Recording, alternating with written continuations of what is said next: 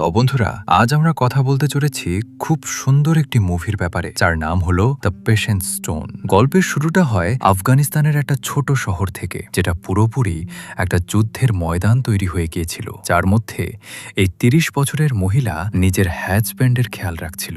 গলায় গুলি লাগার কারণে তার স্বামীর পুরো বডি প্যারালাইজড হয়ে গেছে, আর চারদিকে গুলির বর্ষণ হওয়া সত্ত্বেও সে নিজের স্বামীর সঙ্গ ছাড়ে না। সে তার পুরো খেয়াল রাখে, তার মুখ ধোয়ানো থেকে শুরু করে তাকে পরিষ্কার করা পর্যন্ত সবকিছু সে একাই করে, কারণ তার আল্লাহর উপর পুরো ভরসা ছিল যে তিনি তার স্বামীকে নিশ্চয়ই ঠিক করবেন। নিজের স্বামীকে কোমা থেকে বের করার চেষ্টায় সে অনবরত কথা বলতে থাকে। সে জানত তার স্বামী তার সাথে কথা বলতে পারবে না, সে শুধু তার কথা শুনতে পারবে। সে নিজের সাথে নিজে কথা বলতে থাকে। তারপর সে কাছের এক ডাক্তারের থেকে পরামর্শ নেয়। তিনি বলেন যে ১ থেকে ২ সপ্তাহের মধ্যে সে ঠিক হয়ে যাবে। ১৬ দিন কেটে যায়, কিন্তু তার স্বামী তেমনই থেকে যায়। তার ধ্যান পুরো দিন নিজের স্বামীতেই থাকে। তার স্বামী ছাড়া তার কাছে ২টো মেয়েও ছিল, যাদের তাকে খেয়াল রাখতে হতো।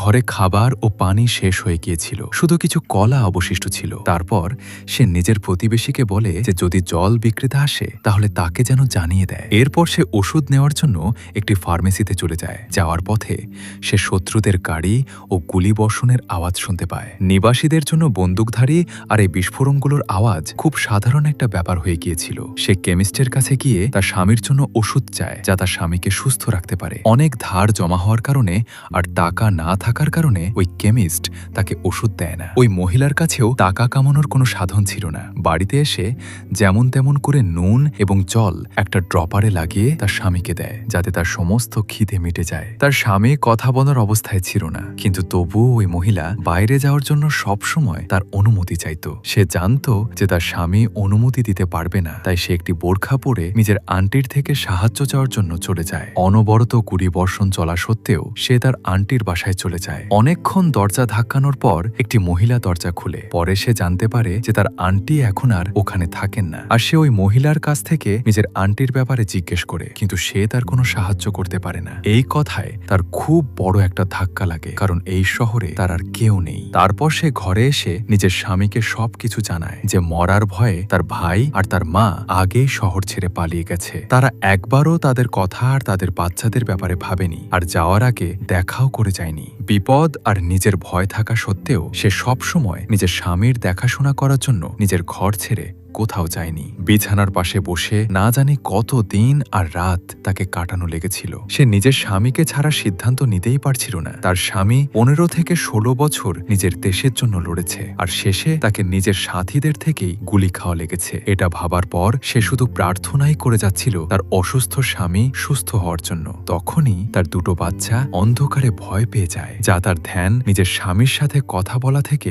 সরিয়ে দেয়। বিদ্যুৎ না থাকার কারণে সে একটা ল্যাম্প জ্বালিয়ে দেয়। ওই বাচ্চাদের মাথায় আসছিল না যে তাদের বাবার কি হয়েছে। তারা ভাবে হয়তো তাদের বাবা রেগে আছেন। তারপর তাদের মা তাদের বুঝায় যে সবকিছু ঠিক হয়ে যাবে। পরের দিন সকালবেলা ডাক্তারবাবু তাদের ঘরে আসেন পরীক্ষা করার জন্য, যে কোনো পরিবর্তন হলো কিনা, কিন্তু সে ডাক্তারবাবুকে ভেতরে আসতে দেয় না। সে নিজের পিরিয়ডস হওয়ার বাহানা করে। ডাক্তারের জন্য বাইরে থেকেই রোগীকে দেখা যথেষ্ট মুশকিল ছিল, তাই ডাক্তার সেখান থেকে চলে যায়। তারপর সে ফিরে এসে দেখে যে তার স্বামীর জখম এখনো ঠিক হয়নি। আসলে ওই মহিলাটি ডাক্তারকে ঘরে আনতে ভয় পাচ্ছিল, যদি ডাক্তার তার সাথে খারাপ কিছু করে নেয়। এই ভয়ে সে পিরিয়ডসের বাহানা করেছিল, কারণ সেই সময় যার কাছেই হাতিয়ার ছিল সেই নিজেকে রাজা ভাবছিল। ঠিক তখনই তাদের এলাকায় খুব বড় একটা ধামাকা হয়ে যায়। সে নিজের ২টো বাচ্চাকে বাঁচানোর জন্য প্রতিবেশীর বেসমেন্টে চলে যায়। ওই সমস্ত প্রতিবেশী একজোট হয়ে বেসমেন্টে লুকিয়ে পড়ে। তাড়াহুড়ো করায় এক প্রতিবেশী তার পঙ্গু স্বামীকে বাইরে ফেলে যায়। ধামাকার ভয়ে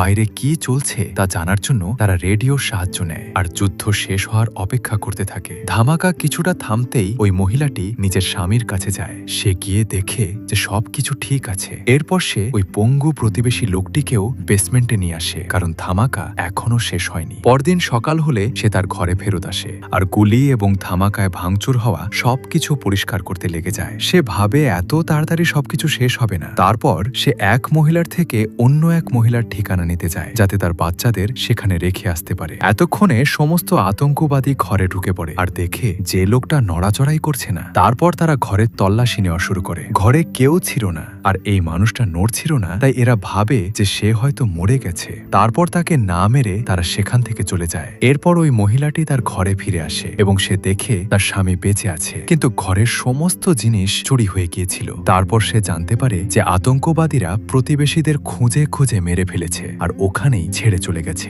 এইসব দেখে ওই মহিলা সেখান থেকে চলে যাওয়ার সিদ্ধান্ত নেয়। সে একটি মহিলার কাছে চলে যায় এবং ওখান থেকে না যাওয়ার সিদ্ধান্ত নেয়। মহিলাটি যেখানে এসেছিল সেটি আসলে একটা পতিতালয় ছিল। সে ওই মহিলাকে নিজের বাচ্চাদের সামলানোর রিকোয়েস্ট করে। মহিলাটিও রাজি হয়ে যায়। তারপর ওই মহিলা জানায় তার স্বামী যখন জানতে পারে যে সে বাচ্চা জন্ম দিতে অক্ষম, তখন সে তাকে তার শ্বশুরের কাছে থাকতে পাঠিয়ে দিয়েছিল। তার শ্বশুর তার সাথে ততক্ষণ পর্যন্ত জবরদস্তি করেছে যতক্ষণ না সে তাকে মেরে ফেলেছে। তার শ্বশুরকে মারার পর সে ওখান থেকে পালিয়ে আসে এবং একজন যৌনকর্মী হয়ে যায়। ওই মহিলাটি সেখান থেকে কিছু খাওয়া দাওয়ার জিনিস নিয়ে নিজের স্বামীর কাছে ফেরত চলে আসে। বাড়িতে এসে সে তার অতীত মনে করতে থাকে। সে পুরো 10 বছরের জন্য নিজের স্বামীকে দেখেইনি আর নিজের স্বামীর ভাইদের নজরে ছিল। সে এই জন্য খুব রেগেছিল যে তার স্বামী তার দিকে কখনো ধ্যানই দেয়নি। খুব ছোট বয়সে তার বিয়ে দেওয়া হয়েছিল।